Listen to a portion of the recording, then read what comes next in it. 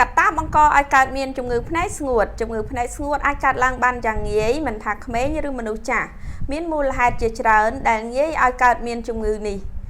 ការប្រើប្រាស់កុំព្យូទ័រឬការសម្លឹងអេក្រង់ទូរស័ព្ទរយៈពេលយូរកត្តាអាយុការបម្រែបម្រួលអរម៉ូនក្រោយពេលអស់រដូវការត្រូវនឹងខ្យល់ខ្លាំងការជក់បារីការគេងមិនបានគ្រប់គ្រាន់ការញ៉ាំទឹកមិនបានគ្រប់គ្រាន់ការប្រើប្រាស់ថ្នាំបញ្ចុះសម្ពាធឈាម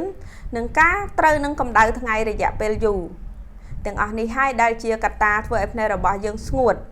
ភ្នែកស្ងួតរយៈពេលយូរបង្កឲ្យភ្នែករបស់យើងចុកខ្សោយព្រិលភ្នែកស្រវាំងភ្នែកក្រហមភ្នែកក្រហាយក្តៅក្នុងភ្នែកបង្កឲ្យភ្នែកយើងឡើងសរសៃក្រហមនិងអាចបង្កឲ្យភ្នែករបស់យើងដុះកន្ទុយថ្លែនឡើងបាយមញោបចុកខ្សោយជាដើមប្រសិនបើពុកម៉ែបងប្អូនមានបញ្ហាភ្នែកខាងយើងខ្ញុំមានដំណោះស្រាយជូន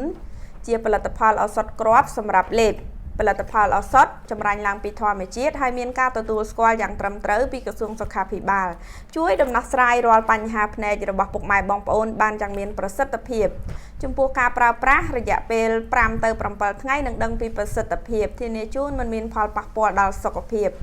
ពុកម៉ែបងប្អូនដែលមានចំណាប់អារម្មណ៍ជាមួយនឹងផលិតផលឱសថធម្មជាតិនេះអាចតាក់ទងសាកសួរព័ត៌មានលម្អិតបន្ថែមបានអរគុណ